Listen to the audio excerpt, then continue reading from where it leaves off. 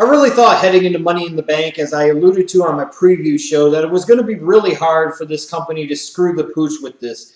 You had three real marquee matches that felt like marquee matches with the Money in the Bank ladder match, John Cena versus Kevin Owens, and then the WWE World Heavyweight Championship ladder match with Ambrose and Rollins. That even though half of the card felt like a waste of time, is that there was enough there, and based off the stipulations of the matches, the performers involved in those matches, what was at stake in those matches, in a couple of cases the story heading into those matches, that it was going to be really hard for this company to screw it up. They would stumble into a good show. And as I was sitting there and watching WWE Money in the Bank 2015, I thought a lot of the performers did a really good job. A lot of the guys went out there and put forth their best effort and really did everything they could to try and deliver a worthwhile show. So this is not an indictment of anybody that actually performed in the ring for the most part on Sunday, because they deserve a lot of credit. They did what they could do to make this show work. Those guys sat there and put on some really good matches, really worked hard to try and entertain the people, and I respect that and I appreciate it greatly. But as so often the case when it comes to professional wrestling, and specifically the WWE, you can sit there, contrary to what some may believe, and have 10, 15, 20 minutes of good storytelling and or great in-ring action, but if the execution at the end is terrible and the finish is a fart, it negates any of the positive progress you made throughout the night, throughout the matches, throughout the card.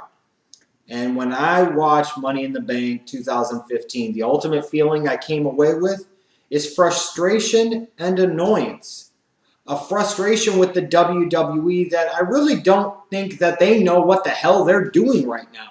This is a product, a brand with absolutely no identity of any kind, and also a frustration in terms of what I perceive to be a real lack of direction with anything that they're doing. And then overall, just an annoyance that with each of the big money matches that were on this card, and again, you had three of them, legitimately three big money matches, they all found a way to, even though they could really deliver, and from a match standpoint up until the end, they all really delivered, I found a way to be incredibly annoyed with the finish of each of those three big money matches. So ultimately, I'm frustrated, I'm annoyed, and disappointed. I shouldn't be surprised. It's just more of the same. And that's really what this is. A frustrating, annoying, disappointing ass freaking show. I can understand the whole thought of not wanting to put all three of your big money marquee matches back to back to back on the card. I get that. You know, I understand that. It's about flow of the show, it's about structuring, it's about spacing, it's about so many different things. One thing I do have a problem with, though, is that your pay-per-view is called Money in the Bank, your special event, excuse me. You know, its namesake is that Money in the Bank ladder match. And you decide to have it open the show. I get the thought process, again, in terms of you've got three big money marquee matches, so you want to sit there and spread the wealth. You want to sit there and make sure that they're not all running back to back. But this is Money in the Bank. And the one match that ties directly into the stipulation that has lent itself to the naming of the special event, you decide to kick off the show with it. That was a somewhat puzzling, if not completely and totally baffling decision to me. Now, in terms of that Money in the Bank ladder match, once I got off the surprise of it going first and diving right into it, you know, it was a solid match. It was a pretty good match. Have I seen better Money in the Bank ladder matches? Sure. I was in particular disappointed with the fact that you really didn't get that Shelton Benjamin holy shit type of moment from Kofi Kingston. And in general, this match in some ways did lack some of those holy shit type of moments. That's kind of the way I felt. But it was still a good match, and they still did some good things within the match and, you know, did try to work hard in the match to make it work. But again, as is so often the case, it doesn't really matter if the finish is crap. If the finish is off, it negates everything else. And this match was an example of the finish being off. Now, in terms of Sheamus winning Money in the Bank, if you remember a little while back, I did a video talking about how at that time the only person that I envisioned that should win Money in the Bank or could win Money in the Bank was Sheamus, in part because they needed to reestablish a top heel to work with some of those guys on the babyface side of Brock Lesnar, or John Cena, or Roman Reigns, a Dean Ambrose, perhaps at some point in time Seth Rollins, or Randy Orton, God forbid. So Sheamus was a guy that fit the bill. But recently, based off of what the company had done from a creative standpoint, they had positioned themselves to a situation where they had, in my opinion, a more viable and intriguing alternative with Roman Reigns, because you could do things with him either from the babyface or heel perspective, or both, or a blending of the two, if you had him win this match here. But instead of having him win this match here, you throw Bray Wyatt the fuck out there. This was stupid. This is fucking dumb. It just, to me, and the reason it's stupid and fucking dumb is not just because of the fact that the WWE half the time doesn't seem to have any vision for what they're trying to do with the Bray Wyatt character, and then they randomly throw him at somebody. Now they're randomly throwing him at somebody like Roman Reigns with a clear intention being that no matter what, they're just going to always fight against the grain, and they're going to keep Roman Reigns babyface, and that's just all the fuck there is to it. Even though, in my opinion right now, there's a lot more to be done from a positive standpoint from all parties involved if Roman Reigns turns heel. I don't like to do those knee-jerk reflex reactionary type of things, but seriously, there's much more intrigue and many more options there to Reigns completing a heel turn, not sitting there and fighting the grain and going with him still as a babyface, and in this case going against a Bray Wyatt, where the whole dynamics of what they would do together would just seem to be a miss and completely off to me. And then the whole notion of Sheamus winning the Money in the Bank, to me, when there was a much better and more viable, interesting, compelling alternative, just made me kind of want to throw up in my mouth. In some ways, like I said, it makes sense. You've got Sheamus. He's going to be in that Ninja Turtles movie. He's a guy that's a bit of a proven commodity. The WWE knows what they can kind of expect with him. He's got a certain amount of name recognition. I get all of that. But you're going back to the Breakfast Club again, basically what I imagine that. It always comes back to the Breakfast Club at the end of the day. But even the finish of it, it was just kind of a flop. It was kind of anticlimactic. And, if they sit there and say, that maybe that's why they put that match first was because they were going to have Sheamus win and they knew that wouldn't go over particularly well, I guess then I kind of understand it. I was hoping for more, and I kind of had my heart set on Reigns winning because, again, I thought it was the better option for all parties involved. It can work with Sheamus, and it's not the worst option for them with Sheamus. It's just, the Divas division in WWE is completely frustrating. How could it not be frustrating? And now it just transcends into being fucking annoying. It's Paige versus Nikki Bella. Woohoo! And they're sitting there doing some Raw shit at a special event where you've got all the divas watching on the TV back there. That shit, in fact, wasn't even Raw shit. That looked like SmackDown shit to me. What the fuck was this? We're trying twin magic again. So you can sit there and either say it's freaking racist because, they're Hispanic, they all look the fucking same, or you can sit there and say it's completely and totally ridiculous because one has different hair color and bigger breasts than the other fucking one.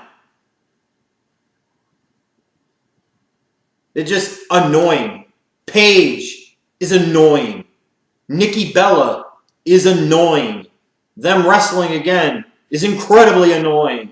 This entire Divas division is fucking annoying as shit. Speaking of frustrating and annoying, this is what you choose to do in Ryback's first title defense on a special event? This was the annoying-ass bullshit that you decided to perpetuate on the Ryback character and us as fans? If you want to have Miz going after the IC title, then just have Miz go after Ryback. Don't put Big Show in there. But if you're going to have Big Show go after Ryback in the title, then have Big Show solely go after Ryback in the freaking title. This was frustrating because the whole time, as soon as Miz is going on commentary, again, something you would see on a freaking Raw or SmackDown, you knew something stupid was going to freaking happen, and it was going to be a colossal, annoying waste of everybody's fucking time. And lo and behold, that's exactly what it was. An annoying ass waste of fucking time. Just sitting there watching it, I'm like, who the fuck came up with this and who the hell thought this was a good idea in any way, shape, or form? Oftentimes the worst pressure is the pressure of expectations and having to live up to those expectations. And there's no question that after the great match they had at Elimination Chamber, there had to be at least a little bit of pressure there for Kevin Owens and John Cena in terms of having to step up to the plate and deliver, in terms of matching the expectations that were going to be had by many of the fans heading into this, trying to live up to the lofty standard of their first encounter at Elimination Chamber. And I give them a lot of credit, because that could be a daunting task, trying to sit there and live up to those expectations, and up until the finish, they delivered. And in fact, in some ways may have even exceeded my expectations. These two guys have the type of in-ring chemistry that I envisioned they could. With Kevin Owens, he can do some really good stuff that can also make John Cena look good. And on the flip side, Kevin Owens works a style that allows John Cena to slow down. And when John Cena slows down, I think he can at least be effective. What I really liked about this match up until the finish was the fact that there was actually an attempt to tell a story here, in particular a story with the John Cena character. He's sitting there and having to do all of this. He can't beat Owens. He's still doing this, and he still can't beat Owens. He's getting to the point where he's griping at the ref about the speed and the accuracy of the ref's 3 count. He's acting like a star in the NBA would. He's complaining and bitching to the refs. I can get behind that. Obviously this Owens guy, he doesn't know if he can beat him. He doesn't know how he can beat him. He doesn't know what else he could do to beat him. My God. An interesting, compelling story actually being told by the Cena character in a match. A novel concept. But this is the WWE. And when it comes to frustration and annoyance and ultimate disappointment, nobody more perfectly embodies the WWE in these areas than John Cena and the character John Cena. It's just frustrating, annoying, disappointing, and ultimately always feels like a waste of time. And frankly, over the past several years, a lot of times, at least for myself, and I know I'm not the only one, when I sit there and watch WWE, I often feel like I'm wasting my freaking time. I'm often wondering why the hell I'm watching this crap. And that comes again to a John Cena match here. Hashtag LOL Cena wins. Hashtag Breakfast Club rules bitches. Hashtag Cena monster. I don't even want to talk much more about it because it deserves its own video, and it will get its own video this week. The ridiculousness and the stupidity of this decision falls squarely on the shoulders of 2 men. That's Vince McMahon and John Cena, and yes, those 2. One that's in charge of the company and calls all the shots, and one that's the top guy that calls all the shots when it comes to his own fucking character. You had so many different things you could do, even within the confines of the match and the way the story was structured with the Cena character. You had outs here. You could have sat there and had Owens pin Cena, but do it in a very questionable way in terms of the ref's 3 count, giving Cena some question about whether or not he actually lost, giving him something to gripe about a little bit, showing some continued vulnerabilities. God forbid, you saw how the crowd actually kind of got behind Cena a little bit when he actually showed some weakness. It occasionally happens. So instead of nurturing that and cultivating that and growing that and potentially getting the crowd really behind the babyface here, we sit there and say, fuck it all.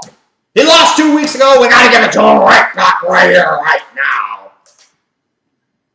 Instead of doing something that could benefit all parties involved, Vince McMahon and John Cena choose to do what benefits nobody fucking involved. And the only people that think this is good are the mindless sheep that will sit there and think any of this crap is good. The only people that defend this are the ones that are so caught up in the Cena propaganda from the WWE that they think in some way this is actually good, compelling television. Newsflash! Ding dong, dumb dicks, it's fucking not! And no, it is about the finished guy, god damn it! You could sit there and have all these flips and these kicks and these incredible spots and tell this great story throughout the match, but it's just like a movie. What do you remember most? You usually remember the finish and moments here and there, but it always comes to the finish. And if the finish sucks and the finish is stupid and the finish defeats the purpose, then what the fuck does the rest of the shit matter? It's just a bunch of wasted fucking time. It'll just frustrate you and annoy you and ultimately leave you disappointed. And again, what else can John Cena's character do with this company today?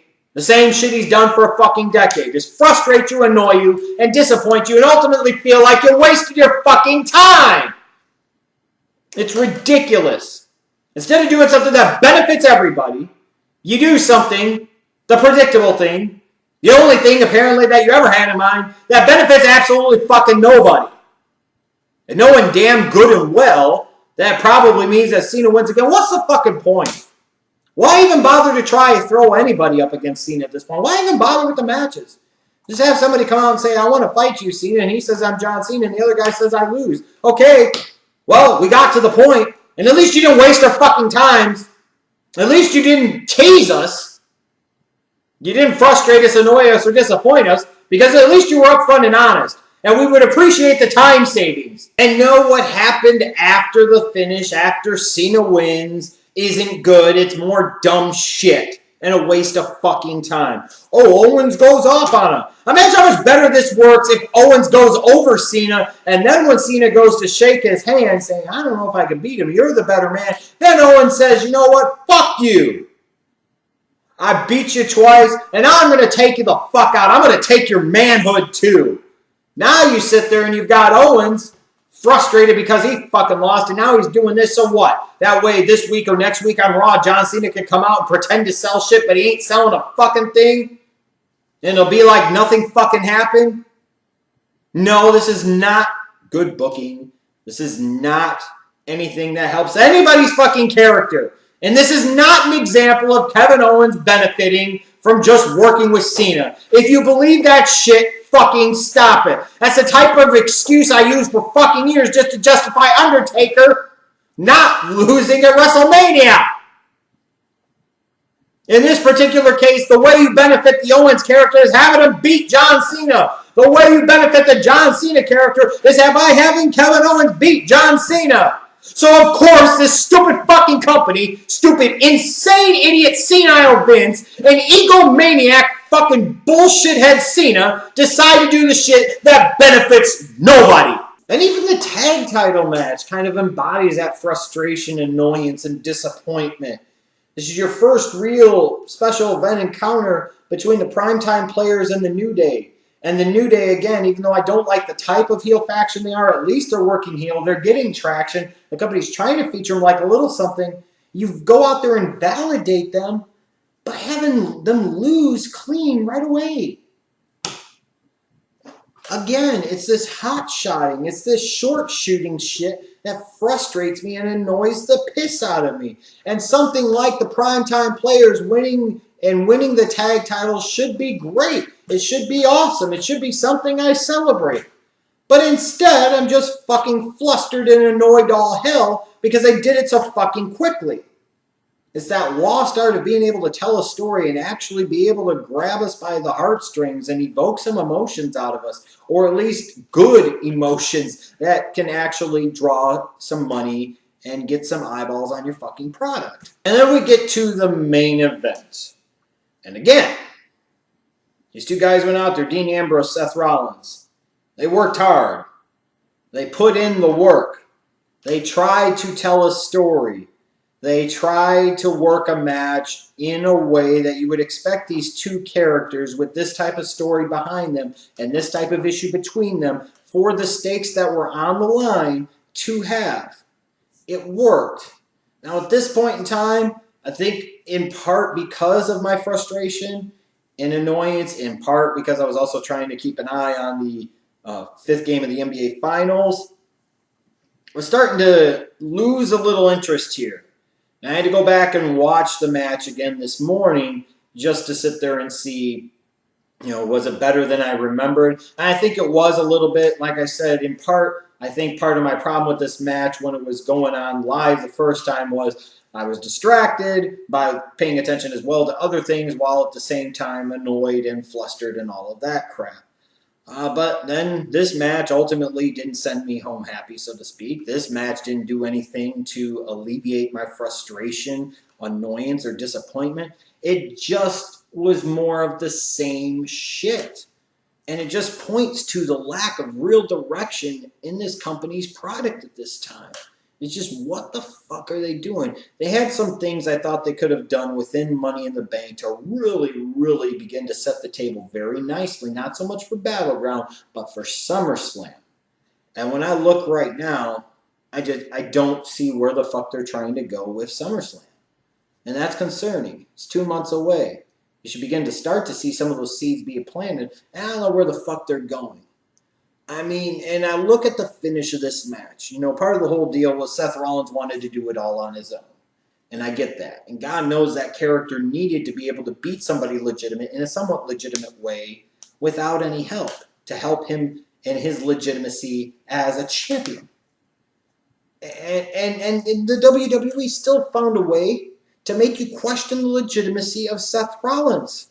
Because even as the match is going on, and Ambrose is going through all this shit and doing all this crazy shit, you know, Rollins is getting the upper hand, and then towards the end, Rollins is dominating, and he's doing all of this shit to Ambrose, and for all intents and purposes, it should be a fucking wrap, and Ambrose is done.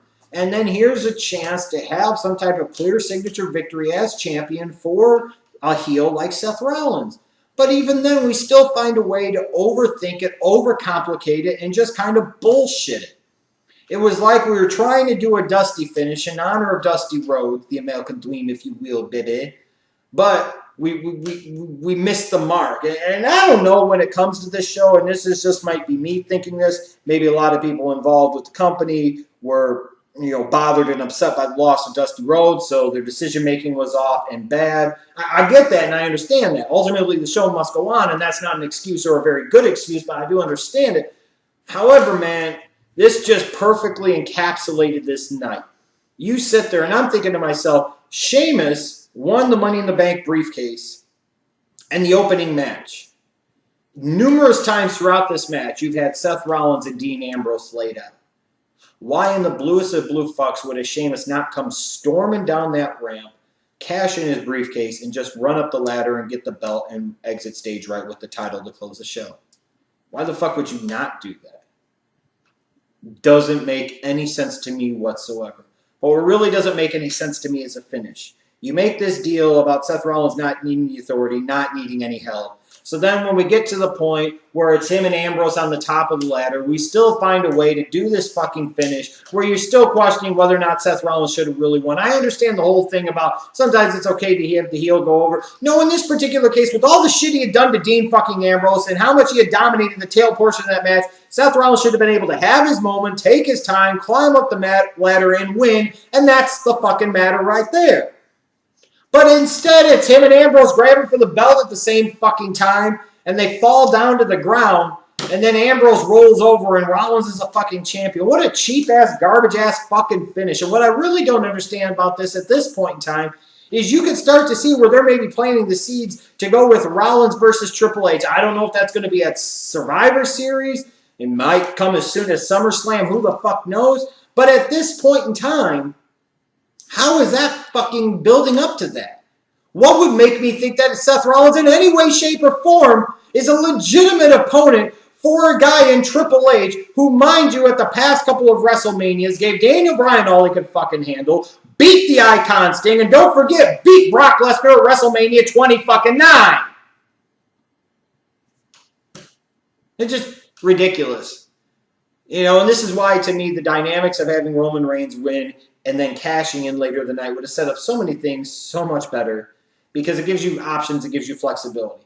Now you're going to tell me you're potentially bringing back Brock Lesnar at Battleground, or, you know, sooner, in the lead up to Battleground, and you're going to send him at Seth Rollins, and I'm supposed to take this match seriously? I mean, the guy could barely fucking beat Dean Ambrose. He could barely fucking beat Dean Ambrose. It just, so much of this night fell flat. It was a night where I thought the WWE would be hard-pressed to screw it up. And by God, if they didn't do everything in their fucking power to make sure they did. This is why it's so frustrating to be a fan. This is why I get so fucking annoyed by this company. And this is why I so often feel so disappointed with their product, is because of bullshit decisions, bullshit finishes, bullshit shows like Money in the Bank 2015.